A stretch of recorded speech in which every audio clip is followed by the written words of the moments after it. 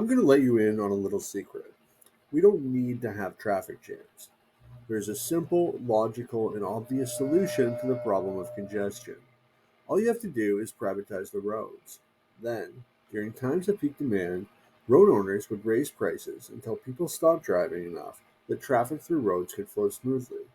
Or, to put it in economic terms, until the quantity supplied equaled the quantity demanded.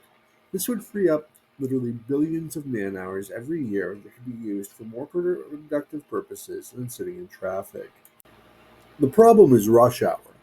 During times of peak usage, like when people are going back and forth between work, too many people want to use the roads at the same time. But these behavioral patterns aren't fixed.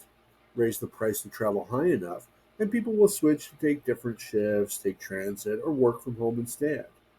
Traffic jams don't have to exist. They exist because of road socialism, or more exactly, because the price to travel on the roads to the end user is free. There are a lot of other benefits to privatizing infrastructure as well. Why should non drivers subsidize drivers? As a class, drivers probably have a higher income than non drivers.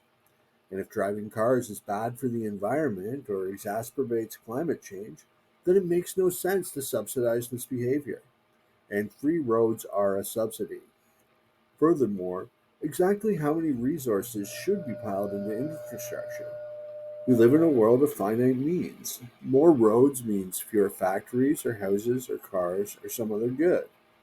So, how do we know if we're building enough roads, not enough roads, or too many roads? There's really no way to tell under infrastructure socialism. However, if infrastructure were privatized, then there would be a price signal that indicates where additional resources should be allocated. As demand for infrastructure in one place increased, with supply staying the same, then the price would increase. This increase in price would tell entrepreneurs that it is profitable to build or expand upon existing transportation networks. Conversely, if an area was already overserviced with infrastructure, the lack of demand would signal that resources should be allocated elsewhere instead. Furthermore, road companies could compete against each other to ensure that costs were kept down and quality was always increasing. Under road socialism, there is really no incentive for anyone to improve anything. There's no competition because you have a government monopoly. And if the roads are crappy and there are potholes everywhere, then there is nothing you can do. But with road competition, firms would want to avoid a bad reputation for having poor roads, and they would be vigilant to make sure that roads were kept in good shape. And since consumers are price conscious, costs would be kept in check as well.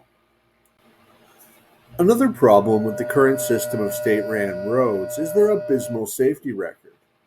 Car accidents cause more than 1 million deaths every year worldwide, and the ancillary costs associated with these events, such as rescue operations and property damage, cost more than $1 trillion a year. Could our roads be a lot safer than they are today? Absolutely. But with government supplied roads, there is no incentive for safety innovations.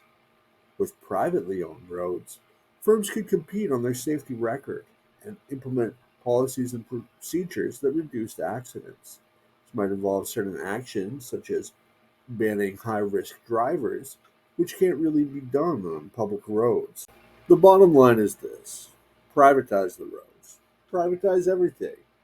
The market economy works, and socialism doesn't.